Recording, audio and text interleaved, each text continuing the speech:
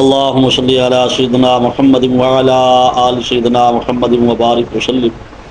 نبی کریم صلی اللہ تعالیٰ علیہ وسلم نے ارشاد فرمایا، لا یؤمن احدکم حتی یکون ہواہ تبعا لما جئت بہ۔ فرمایا تم میں سے کوئی بندہ اس وقت تک ایمان والا نہیں ہو سکتا کہ جو کچھ میں لے کے آیا ہوں اس کی خواہش نفس وہ اس کے تابع نہ ہو جائے، یعنی اس کا مزاج دینی نہ بن جائے۔ یعنی یہ ہے کہ اپنا ایک مزاج ہے اس کے مطابق دین کو ڈھال لینا، اور ایک یہ ہے دین کے مطابق اپنے مزاج کو ڈھال لینا، یہ دونوں الگ الگ باتیں ہیں۔ تو آج کل کے دور میں اکثر طور پر لوگوں نے دین کو اپنے مزاج کے مطابق ڈھال لیا ہے، جیسا کہ ابھی حال ہی میں آپ نے بارہا سنا سامعین نے کہ مفتی طارق مسعود صاحب زیدہ مجدہم،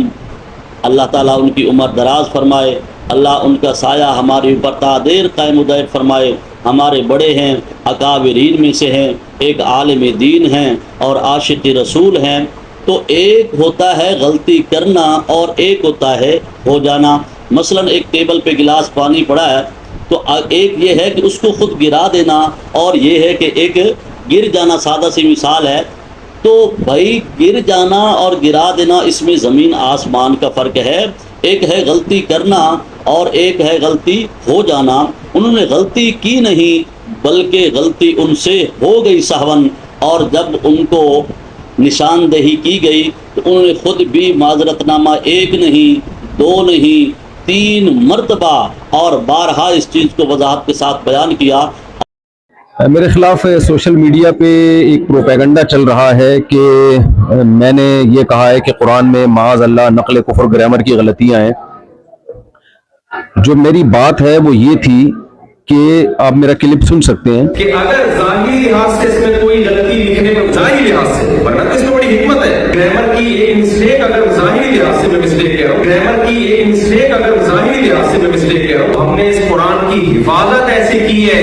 کہ اگر ظاہری لحاظ سے اس میں کوئی غلطی لکھنے میں ظاہری لحاظ سے، ورنہ تو اس میں بڑی حکمت ہے، ہوئی بھی ہے، ہم نے اس کی بھی کریکشن کی کسی کو اجازت نہیں دی، جو ہے جیسے لکھا گیا ایز اٹ از چلا رہا ہے۔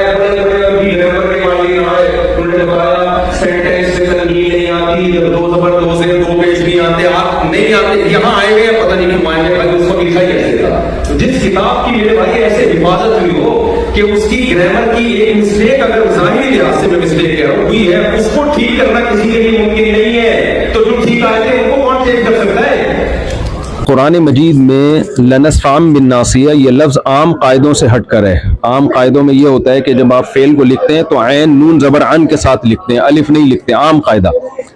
تو صحابی رسول نے اس کو عام قاعدے کے خلاف لکھا ہے، تو اس عام قاعدے کے خلاف کو میں نے یوں کہا ہے ظاہری لحاظ سے گرامر کی غلطی ہے، ظاہری لحاظ سے، ظاہر کا لفظ بتا رہا ہے کہ حقیقت میں نہیں ہے، تو ظاہری لحاظ سے یہ عام قاعدے سے بالکل ہٹا ہوا ہے، 100% ہٹا ہوا ہے، یوں کہا ہے۔ تو اس میں ہو سکتا ہے مجھ سے تعبیر میں غلطی ہوئی ہو، اگر کوئی یہ سمجھتا ہے کہ میری تعبیر ٹھیک نہیں تھی یا یہ بات عوام کے سامنے کرنے کی نہیں ہے، ان کا مینٹل لیول اتنا اونچا نہیں ہے، وہ یہ سمجھیں گے گویا کہ قرآن میں غلطیاں ہیں، تو میں اپنے الفاظ پہ معذرت کرتا ہوں اور میں اپنے ان الفاظ سے رجوع کرتا ہوں، لیکن میرا منشا ہرگز ہرگز ہرگز قرآن مجید کی توہین نہیں ہے۔ کیونکہ دوسری بات نبی صلی اللہ علیہ وسلم کی شان کے لحاظ سے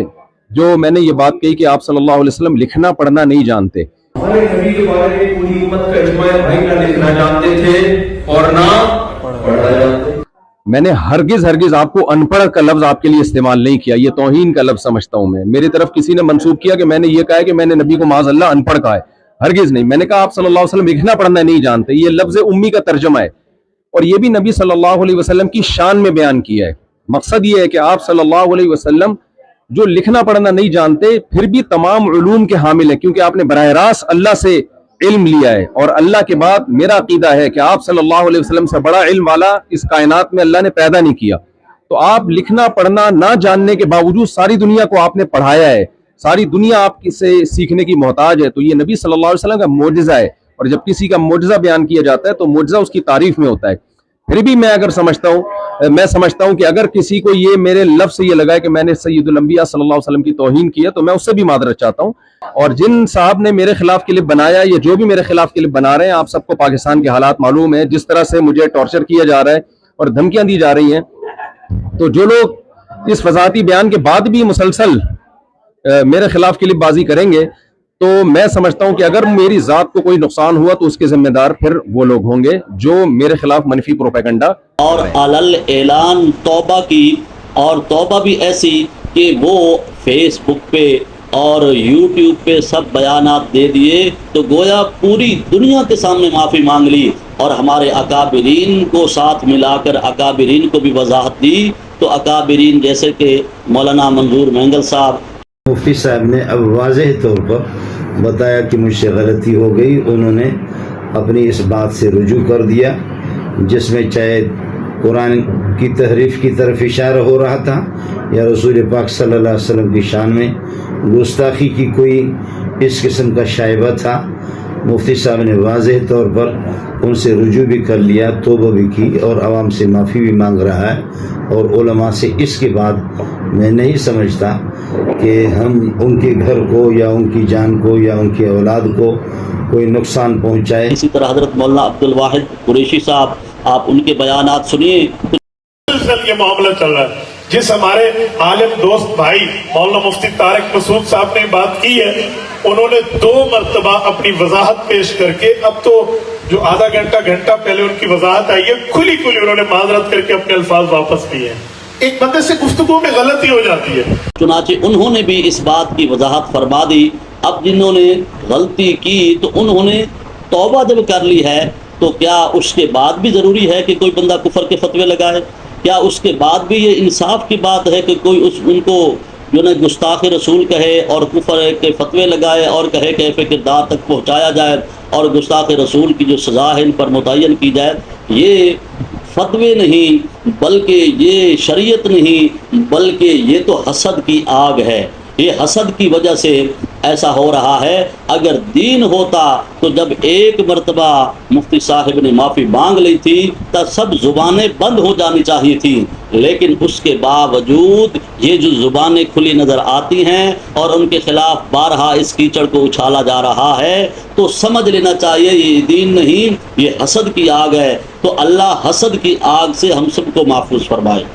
شیطان نے بھی سیدھی بات کر دی تو اللہ کے حبیب علیہ الصلوۃ والسلام نے ارشاد فرمایا، ابو ہریرہ وہ آپ سے پہلے جھوٹ بولتا رہا تھا تو وہ جن وہ شیطان جھوٹا، لیکن آپ کو آخر میں بات سچی کر گیا. تو انصاف کی بات تو یہ ہونی چاہیے کہ انسان سوچے کہ اگر غیر مسلم بھی اچھی بات کرے تو پھر بھی انسان سوچے کہ بندہ اگرچہ غیر ہے، بندہ اگرچہ دوسرے مسلک کا ہے، لیکن اس نے بات کھری کر دی ہے. تو انصاف کی بات یہ ہے کہ زبانیں خاموش ہونی چاہیے.